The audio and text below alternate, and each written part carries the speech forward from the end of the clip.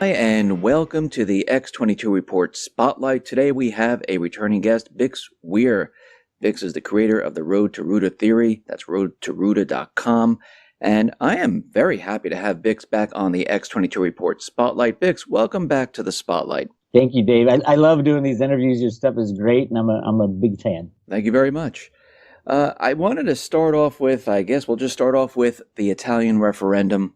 And we can see that the people, once again, they spoke up and they're looking to move away from the central bankers, or I guess you call them the bad guys. And we can see so far we have the Brexit, we have the Italian referendum. They really didn't have the vote on to leave the EU yet, but we know there are other countries that are looking to do this. And one thing I see from all of this is that nothing has actually been done yet. Yes, we've had the referendums, like in the UK, but they haven't invoked Article 50 as of yet. Italy, they've taken the first step. So do you think the bankers, the central bankers, are they going to stop this from continuing? Do they have the ability to stop it? No. This truly is a revolution around the world, and obviously the big one is the Trump winning the election. That the bankers were sure that they had rigged everything properly, but from what I can see, the good guys are absolutely winning this war. For years, people were telling me that there are no good guys, and there's no outside savior that's going to come and help us. I believe that there is no outside savior. The good guys are us and the things that we do, and there are some powerful people within the military that are working to take down these banksters and the bad guys and the pedophilia guys. All this, the whole system is changing and it's coming apart, and it's not going to stop with the Italian referendum.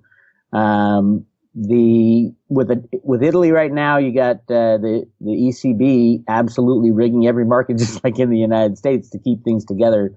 But they're going to fall.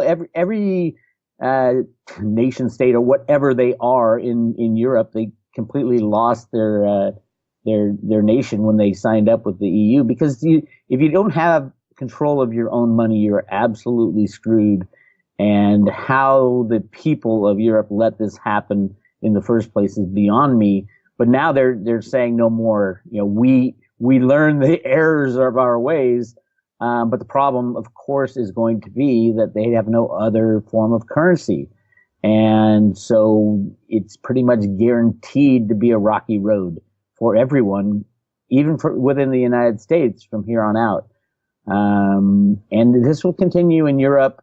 It was always kind of the plan to have Europe go first and then the United States, as far as the economic crash and the monetary implosion and the implosion of the derivative market.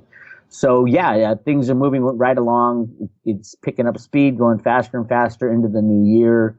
Lots of signs pointing to massive changes next year, and I'm knee deep in that, trying to understand how this will all play out.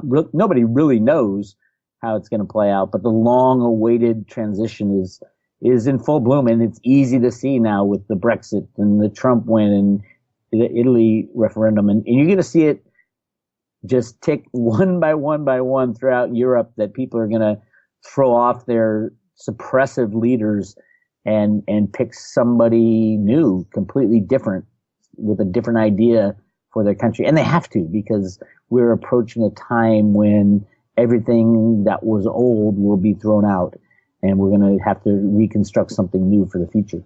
You mentioned Trump, and we see that Jill Stein, backed by Soros, probably Clinton, they're pushing these recounts in Pennsylvania, Michigan, Wisconsin.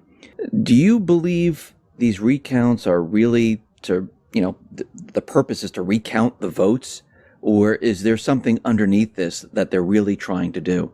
Well, it's their last ditch effort to it's not about the recounts. The vote was rigged.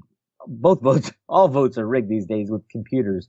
The question was who had the rigging power, and Trump had the rigging power. The good guys had power over George Soros, who literally funds and creates these voting machines, the electronic voting machines. But it's much deeper than that. They won't be able to stop Trump from getting into the office, if anybody gets in the office, as long as the world doesn't fall apart between now and January 20th. But the whole idea of the recount was to delay the electoral votes that are supposed to be cast on the 20th of December, and then they're counted on the 3rd of January by the new Senate. And if it will probably go to a vote in the House and the Senate whether or not the electoral votes will be honored, which is the right. Anybody can raise their hand on January 3rd when the electoral votes are being counted and say, I want a vote within the House and the Senate. But the problem, obviously, is that Republicans control the House and the Senate. A lot of that has to do with who Trump is putting in office, picking to be our the leader, the head of the Fed, and the head of the Treasury, and the head of all his cabinet appointees. He has to sprinkle in bad guys, and as I call them, and people from the old establishment, just so he gets in on the 20th. Remember, Trump is the best firer in the world. He'll fire. I don't want him to put a really good Treasury secretary in there, and then the market collapse a couple of weeks after he gets in there, and he's going to have to fire that Treasury secretary. I want him to put in the biggest shill market rigging guy known to man, which is this guy Muchin, and then when the system falls apart, I want him to fire him, the Goldman Sachs computer rigger, and then hire someone that he wants. Probably this guy Allison is his last name, and he's a sound money guy, and most likely will say, let's go back to a gold standard and get rid of the Fed. So yeah, it's all kind of going as planned. So this recount, I think, is an aberration. Nothing will come of it. And the reason nothing will come of it is the good guys have the dirt on the bad guys, and Clinton's not going to say anything, or she'll be thrown in jail in a blink of an eye. And once they release her real emails, which are so criminal and so scary, and I think at some point that kind of exposure has to happen to these people who are stepping down now from control. Do you think as we approach the 20th of January, we know there's protests being pushed for that day. Do you think the bad guys at that point would try to have those protests become riots and spread across the country? Do you think they'll go that far to try? It's definitely part of obviously people want that to happen within the losing crowd, people who the Democrats and the people who lost this vote and think Trump's the Antichrist. I would say you can it might have some legs for a little bit, but it doesn't have the emotional power behind it. People want change, and Clinton clearly was not change. And the fact that Trump's in there, Trump has already showed that he's backed off on so many things already. The only way that Trump got elected was to be the ass that he presented himself to be. If you remember in like 2008 and what was it, 2008 and 2012, that Ron Paul was running for president. Ron Paul got eaten alive by these people. They were calling him a racist. If you're calling Ron Paul a racist, who could ever go up against the machine that is the Republican and Democratic Party? And Trump was the guy. I mean, he took out the Democratic Party. He took out the Republican Party. You had to be that kind of an ass to win, to even get in position, and he won it. And now you can see he's starting to back off, saying, okay, let's use good judgment here going forward. Yes, it is good judgment to stop people from coming into your country who are looking to harm you. So there's a lot of good judgment that the far left will not like, but yeah, I don't see the momentum behind, other than Soros and maybe, I don't even think the Clintons. I think the Clintons just want to run away now because they're starting to be exposed. There will be some people, George Soros might fund some of these riots and things, but it won't last long if they do last at all. And I think people will see that Trump is a much more fair, will be more fair than any other president before, because there's a lot of work to do.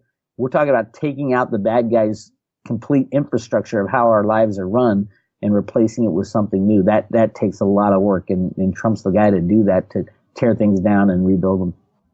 Now there's still bad guys, the elite. I mean, people call them shadow government. They're still in government. They're still there.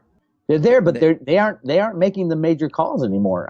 I do believe that, and I was just writing about this, I have a new report coming out that discusses the surrender, literally the surrender of the bad guys. I think took place right around election day down in Antarctica, believe it or not. And you can see, John Kerry was in our Secretary of State was in Antarctica the very day of the most important election that the United States has ever had. So there's a lot. And then he went right to the Pope, and I even have film of him saying, "Now you understand what's happening, don't you?" And the Pope's, yeah, I get it. So it's really interesting what's going on behind the scenes. What we see in the mainstream media is like 1/100th of what the full story is, and it's clearly what the sheeple are supposed to stay asleep until this whole thing falls apart.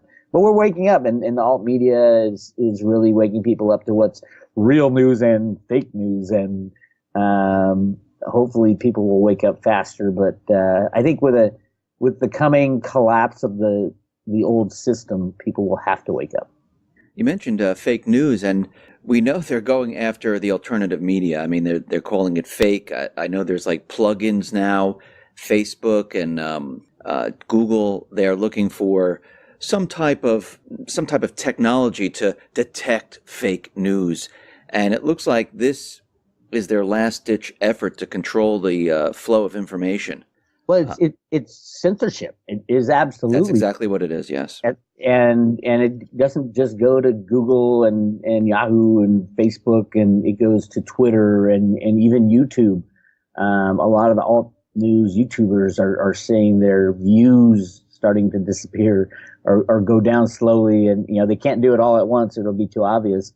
But yeah, if you control the media outlets, you control a lot, and don't think for a minute just because Facebook and Google are kind of new inventions run by young people that they are not rigging the information that you're receiving, because they are.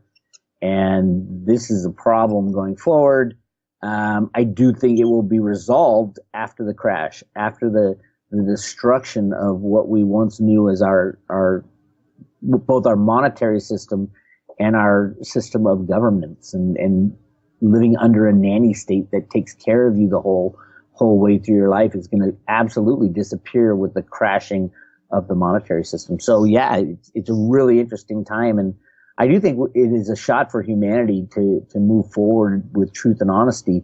But at the same time, truth and honesty means truth and honesty of our past also. And that's going to be the shocker for most people, because we've been conditioned to live in this bubble of what's right and what's wrong and what's real and what's not. And to find out one day that everything you thought was real really is not, and everything you thought was a conspiracy is really true, is going to be shocking to society. that is true. And you mentioned the crash. And what's very interesting is that we see gold and silver. The bad guys are still suppressing gold and silver, even though Deutsche Bank was fined for gold and silver manipulation. I think it was like $60 billion, which is really nothing. Yeah, they settled out of court. Yeah, they settled. And we also see after the elections that they've brought the unemployment down to 4.6. Obama, finally got his GDP above 3%. I mean, it seems like they're setting the stage to seem like, the economy is fantastic. Obama's going to hand it off to Trump. And look, I just gave him this incredible economy. It's incredible right now. The unemployment's at 4.6, GDP's at 3.2%. The stock market is at all-time highs. Gold and silver very, very low. I mean, is this a complete setup? Well, it gets back to what I just said about what is real and what is fake. I mean, the artificialness of everything that we see, especially, reporting out of the government and the markets, completely artificial, completely controlled, rigged, and manipulated, going back to the 1960s, to the invention of computers and the people who invented computers and how that's what RUTA means. Root A is the very basis of our computerized monetary system. And it is a complete it's a shadow of what it should be, and it's been rigged for so long. These numbers and statistics are nowhere near what reality is, and the people who rig it now, they have no clue where this will all go if their controls are let down or wiped away. No longer can you claim that unemployment's at anything less than 20%. Right now we all know that they take off people who stop looking for work and say, oh no, they've stopped looking for work, so we're not going to count them as unemployed. Well, what are they? If they're not unemployed, just because they've stopped because they can't find any work or they can't find a job they like, or more importantly, the government is paying for them not to work, that type of stuff is all going to go away. So yeah, I'm surprised they're not saying in financial news that we are at the beginning of the biggest, greatest boom in the world, and we've come out of this long-term kind of recession, and this is going to be the greatest thing ever. They're not really touting that because they know that would be a little too sensational, and they don't want to get caught in their lies still. But saying that we're in good shape when Deutsche Bank, the world's largest derivative holder, is thinking about going bankrupt because the United States is going to fine them $16 billion. Well, they hold 50 trillion in derivatives. Why is no one talking about that? Why isn't anybody talking about the Deutsche Bank sovereign bond holdings all throughout Europe? They're the largest holder of European bonds in these European countries. Italy, Spain, France, you name it in Europe, they're falling apart, and they're gonna default on their bonds, and that's gonna be really ugly for the derivative world. So yeah, everything is fiction. And once the system crashes, and it's gonna crash overall, everything, as in every stock, every bond, it's the exchanges that are the problem. And they're all over rehypothecated. And if you think you own a stock in your 401k, let me tell you, you don't. You gave these brokerage houses and mutual funds money, but they never went out and bought stocks for you. They didn't buy it. They used that money to rehypothecate everything else that they do. Your Schwab account, they never went and bought that stock that you think you have in there. It's just a piece of paper telling you that you own it. And you can tell by the amount of volume traded in these stocks every day. Every 5 to 10 days, the full float of the shares of the company are traded, which is ridiculous because you haven't touched your stock forever. It's in your 401k, but other people use it and trade it, and it's just a complete fictitious game of musical chairs. And when the music stops, there's not going to be enough chairs for everybody who holds electronic financial assets. So they already have the crash planned. They already have it. They already know when they're going to do this. No, well, I mean, I think it depends who you're talking about. They are we talking the good guys or the bad guys? They've been holding it off until they get people in charge in the United States who can kind of restart things. So I think we're not going to see a crash within the United States until after Trump gets into the office on the 20th. But he's been saying for over a year that he would rather it crash before he gets into office. So yeah, I think at least the bubbles will burst. Now I don't know if they're going to try to kind of rejigger the same system. I doubt they will. I think it will be more of you can't control the derivative bubble when it bursts. And in Europe, that's exactly what is going to happen with all these countries kind of bailing on the financial elite. The ending of the euro will destroy every unbacked fiat currency. And there's no doubt about that, including the United States. You're talking about something that has never happened in the history of humanity. The ending of a type of currency that is unbacked. It is the second largest currency, I believe, still in the world as far as acceptance. And ending that will be catastrophic, especially because of the derivative bets that are interlaid within this whole financial game. It's interesting. We're definitely at that time. And the analysis I'm doing right now of Economist magazine cover is saying exactly that. We're at that time of the crash, and whether it happens before January 20th or within the first half of next year is, is questionable. But remember, the crash isn't going to be caused because the good guys or the bad guys go in and start fiddling with the markets. The crash is going to be caused when support is removed from fiddling with the markets. The markets have been fiddled with and controlled and under computer control since the 1970s. All you have to do is remove that control and everything goes down. So once that control is removed, what happens next? Is this the transition into a completely new system? That's exactly what I've been calling it, is the transition. And the transition has started. It started, well, if you look back, it started a long time ago, but it's the end of the road to Ruta, the end of the manipulation via computer controls of our system, and the replacement of with something new, something more sound. And I believe we will return to some form of gold standard. It's exactly what was foretold in the Road to Ruta documents that came out of the Fed, Boston. But it might take a few failures as far as rejiggering the system. So the IMF might come and say, "Oh, you countries, you don't know what you're doing. We have these special drawing rights that we're going to use as money going forward." Well, nobody trusts the IMF, so that will fail. And then the United States might say, "Well, we're gonna back our currency with land," or which is, how do you back a currency with land? We have land and it's backed. It's ridiculous. The big problem is that we have relied on faith for so long, and we have accepted the fiat monetary system just purely on faith. It used to be the faith and credit of the United States. Well, that's gone now. And then it was the faith that the taxpayers will pay their taxes. Well, who cares if the taxpayers pay their taxes when you have a debt that is unmanageable and unpayable? The real debt, not the 20 trillion that they talk about, but the future liabilities are just off the charts, hundreds of trillions. So it comes back to what are the people going to accept, and what will they believe? There will be attempts to rejigger the old system. I think they will all fail.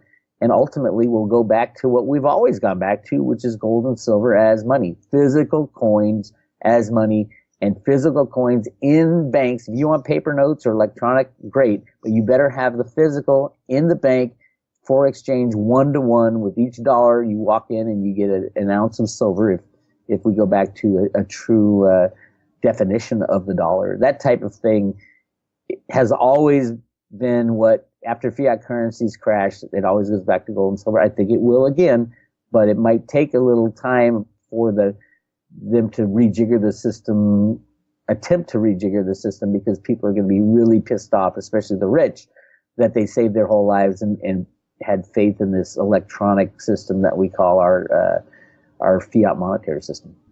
So what happens to the dollar and the petrodollar and the dollar as the reserve currency? Does that cease to exist?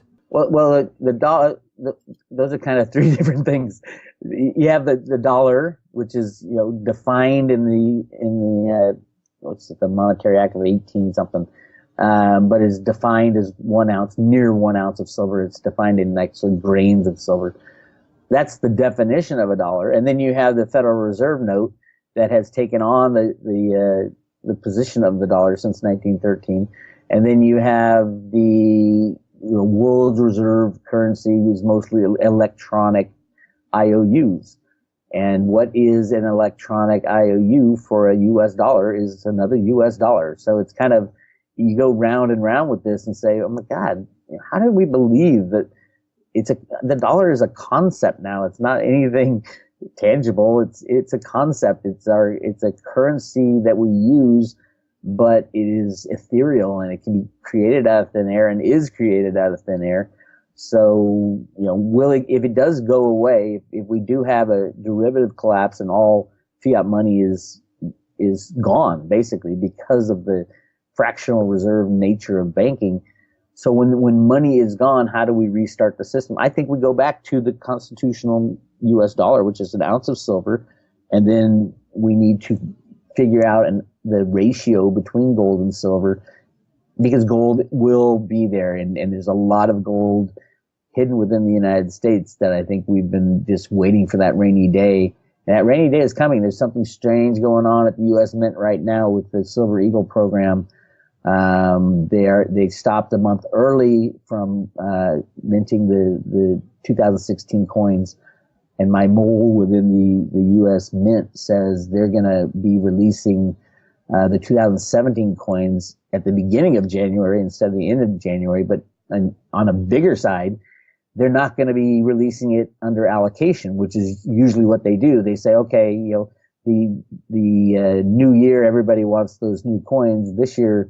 And so they used to allocate them, and now it's going to be no allocation. So they're building inventories. And I think there is a lot of change coming to the United States. You're not even going to recognize the monetary system come the end of 2017. So what happens to everyone's savings? People have the electronic dollar in their accounts. I mean, what happens to that? Is it wiped out? Are they going to get pennies on the dollar for it? What happens when they go through this transition? Well, it depends on the reallocation of money. Anybody putting their savings, quote savings or retirement funds, any other entity that is holding those for you, your Fidelity or Schwab or Bank of America, JP Morgan, whoever it is, you are completely reliant upon the credit of that entity that stands between you and your wealth. So if Deutsche Bank goes down in Europe and JP Morgan has 10 or 20 trillion in derivatives with them, JP Morgan, and you hold your savings account or anything with JP Morgan, that credit is destroyed. So in same with Fidelity and Schwab. Remember, they don't buy those stocks for you; they rehypothecate them. So they're fractionally reserved just like everybody else, and it goes away. It will be gone. You made the mistake of putting your money with a credit that it was not sound, was not reliable. And then FDIC insurance, which is supposed to guarantee, I think it's $250,000 or something to that effect. The FDIC has no money to back up their insurance spends. I think it's 1% or 2% of FDIC, or it used to be 1 or 2% of FDIC insurance is actually held in reserve at the FDIC. And that we saw that go away with Bernie Madoff, and it goes away so fast in the crashing of the banks back in 2008. Here's the deal. They changed the law with the Dodd-Frank Act so that now the FDIC has to guarantee the derivative markets with the banks first and pay those out before any mom and pop gets their savings or checking account insurance, which basically, and that's hundreds of trillions of dollars. So basically it guarantees that there will be no bailout when the banks come begging to Congress, which they will. Just like in 2008, they begged for $700 billion. This time it'll be 20 or 30 trillion, but that there is not enough money available in the world to cover the derivative situation. And that was put in the Dodd-Frank Act for a very specific reason, to ensure that there wouldn't be a bailout this next time. So yeah, if you hold money, if somebody else holds your wealth, you will lose it. It is a guaranteed fact. You will lose it in the crash. You can beg for reallocation of new money and all that all you want, but it was your mistake to trust that these credits would survive any kind of banking collapse that's in the future. So how does gold and silver protect you? I say it, many people say it, you should have the physical gold and, keep it out of the system. In the end, how will this protect you? What do you do with it? Well, you keep it, you hide it, you store it on your own possession, make sure there's no credits between you, no business credits. You don't hold it in a vault. You don't, a third party vault. You don't hold it in a certificate or SLV or GLD, the exchange traded funds, because all those credits need to stay, all those companies need to stay in business. Gold and silver has always been the kind of go-to money. It's still constitutional money within the United States. It has always been the form of money that people have turned to when there's monetary crisis or when there's a monetary collapse. Now, this just happens to be the biggest bubble in the history of bubbles on the monetary scene, the bubble of fiat money.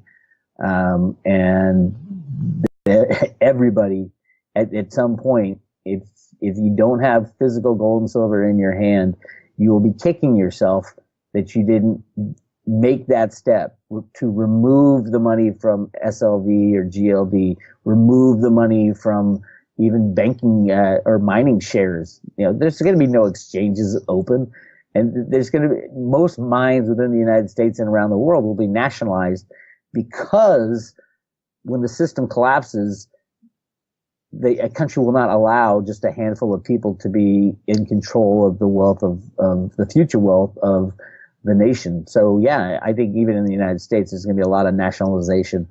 And the Fed Boston comic books say exactly that. Should the government be digging the metal that is used as money out of the ground, or should it be private companies and private individuals? Should that ownership, continue?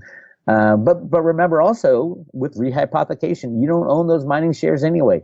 Even if you certificate them and you walk up to the mine and say, "Hey, I have a certificate," well, everybody got screwed in this collapse. So your certificate, they'll say, "Go wipe your butt with your certificate." The rule of law won't even be enforceable when it comes to that type of stuff, because of the rehypothecation of all the certificates out there, all the fake shares that are traded every day. Even the SEC in their own documentation says over 200 million shares are not settled every day. And it's just insane what even what they admit, and that's only the things they admit.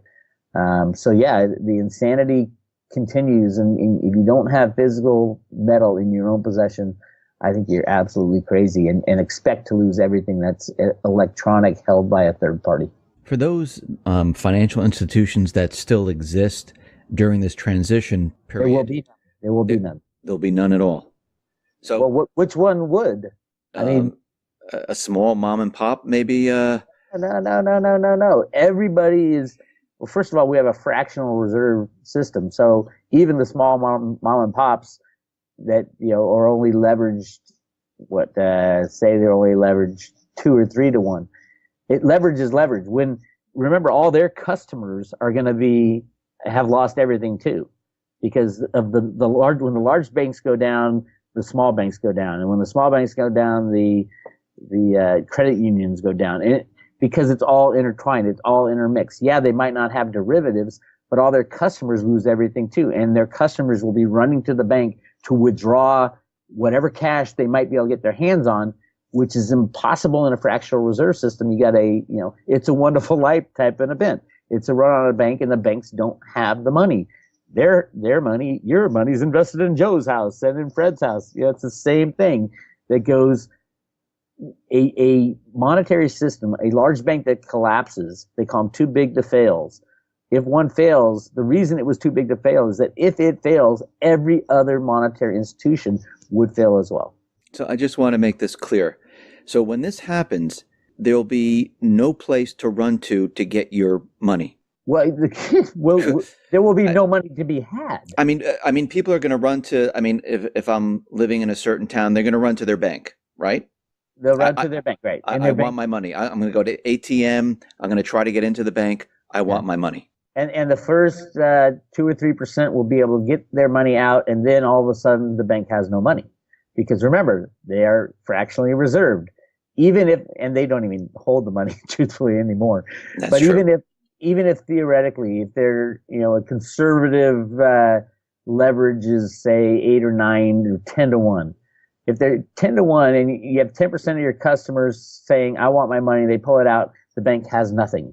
So they have nothing to give to anybody else. It's all invested in other types of assets. Now, say they start selling, which everybody does, start selling those other type of assets. Those assets go down a whole lot faster because everybody's selling the same thing to just get some kind of liquidity. And then they just throw up their hands, shut the door, and walk away. And that's what will happen. And then you rely on your government, and your government has already said, well, we've changed the law, and it's only derivatives get paid out first, and the hundreds of trillions of dollars, we don't have those, so we go to Congress. They go to Congress, and this progression, just you can see it happened in 2008, but they gave them the bailout. This time they'll be going to Congress, say, well, we need 20 or 30 trillion, but also we're going to have to bail out we're going to have to give the FDIC a couple hundred trillion for the derivative problem, because that has to be paid out first. And Congress will say no. Congress wouldn't even be allowed to say yes to another $700 billion bailout, much less hundreds of trillions. Something so outrageous and so angering to the people, because we got screwed once again by this financial system and the banksters. There'll be a lot of anger out there. No way Congress is going to get away with another bailout. Throughout this transition, and when the system comes back online and whatever they're going to do, and people have, the paper with their account and says, okay, I have, $50,000 in the account. What do? They bring the... No, well, yeah, no, you don't have you have $50,000 that was held by a company called Bank of America. Bank of America is insolvent. It has zero. You have zero. You have nothing. Now, the question is, with the new system, when a new form of money is reallocated, and the Fed Boston talks a lot about this in the Road to Ruta papers. When a new form of money is reallocated, you have to have buy-in from the people. That is the hardest part, the redistribution of the monetary wealth of a nation after a crash like this. No, the rich aren't going to be able to come in and say, hey, I had $3 million. I want my $3 million. No, it's not going to happen. What's going to happen, I believe, and the Fed Boston wasn't even sure of this, is that they had a system in place, not in place, but planned, where they will allocate money according to your Social Security balances, which is really interesting, because what that would do is it wouldn't do anything for those who have large savings accounts or anything like that. Those would be gone. But what it does is that it reallocates money according to who's paid into the system the longest. Because Social Security balances, you think now Social Security is like nothing, you can't live off it. That's because they've been hyperinflating the currency. But if all other money is gone, those Social Security balances in real U.S. dollars, a monetary system backed by gold or silver, that would be a whole different thing. And so those who have put in the most work over time will get the most, and those who have put in less will get a lesser amount. I think everybody would start with like a base currency. Say everybody has, $100 in gold and silver added to your account if you're a taxpayer, type of thing like that. And then we'll reallocate some money to the wealthy. And then over time, as people work harder, they'll make more money, and, the system will get up and running again. But again, this is extremely difficult to do. And it especially coming from an electronic monetary system, how are they going to rejigger the system to, start the flow of capital again? It's going to be really difficult. I think it'll be nation by nation, and we will shut our borders. And the cover of the 2017 Economist magazine has this hermit card on the top right. It's these tarot cards that I've analyzed, and really interesting stuff about how this will all go down. But I think we will stop trading with people for a while, and no one would accept the U.S. dollar, obviously, but, issue a new form of currency based on sound money, based on gold and silver, because those people that have rigged our system for so long and abused it for so long will not be trusted. And it's all about trust when it comes to fiat money. So yeah, there are plans, but, even the Fed says in the Road to Ruta stuff that they don't even know if the people will accept something like that. Something is kind of fair as, redistribution of money according to Social Security balances. So yeah, it's going to be tough, and there's no doubt about it. We have started the process, and between now and the next few months, it'll kick into high gear, and 2017 will be that year of transition. So if people can't get their currency out, and we have a complete meltdown of the system, what about goods, supplies, things, being delivered to stores? Well, that's the other problem. We have what they call a just-in-time delivery system now. It used to be there was warehouses full of stuff, and they'd send them to the stores. And when a company wanted to build their inventory, they would build warehouses. Now you order something, and the warehouses are trucks and ships that ship it all. And because of the cost of holding large amounts of inventory, it's opportunity cost, but it's also a financial cost of holding value, and that value is not out there making money. People don't have large inventories. If you look at grocery stores, they have enough for a couple days before they get their next shipment. Now, in times of emergency, it goes from a couple of days to a couple hours, to run and get stuff. But yeah, that's the problem. Is the whole commerce problem? Is that the world has changed, and will the internet even be working?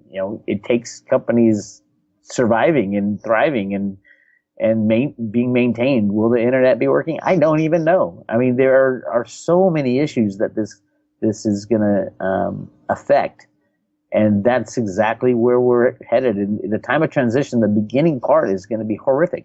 Many millions will die, literally die, from all kinds of problems, to the lack of power, to the lack of availability of medicine, to food, to riots and civil disobedience, and the government won't even be working because there'll be no money to pay the government. And our government is so overblown. I think it's 30 million people now either work for or are contractors and completely depend on the U.S. government, which is insane, the federal government, because our founding fathers wanted a tiny, tiny, tiny federal government, and you can see the consequences now of a government being so overblown that they control our lives. And you take that out, you take the nanny away from the nanny state, and you got a lot of chaos.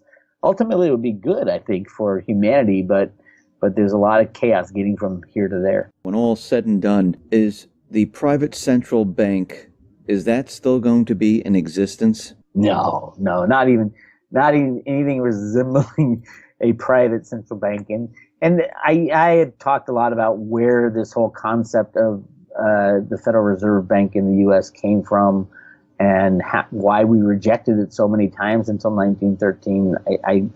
I like G. Edward Griffith's book, The Creature from Jekyll Island, but I think he's missing a big concept there. And the big concept behind all that is this gigantic gold mine that they found within the Grand Canyon that would have destroyed the monetary system had it been released, because it was literally millions of tons of gold. Not at the time, there was, I think, 100 million ounces of gold floating around, but literally the mines, the gold discoveries just within the United States are going to blow away all statistics of what we've been told. How much, the 2 Olympic swimming pools of gold is so ridiculous. That was invented by Harry Oppenheimer in the 1960s because he controlled the gold markets in South Africa. So yeah, the whole world, all the lies are going to be taken away and changed. And I think we will be moving into something new, something different at a time when we desperately, desperately need a little dose of reality to hit us in the face. Bix, thank you very much for being on the X22 Report Spotlight. Once again, how can people see your work? Go to roadtoruta.com, sign up for free emails. And I've got a report coming out this week on the Economist magazine cover that it's amazing. It has the spread of tarot cards and all the stuff we've been talking about today. It is symbolized in these cards, and I go through a long report on that. So you can check out that report. It's going to be $15, and it should be posted. The link should be posted to the website by probably Thursday or Friday of this week. All right, Bix, thank you very much for being on the Spotlight. All right, thank you, Dave.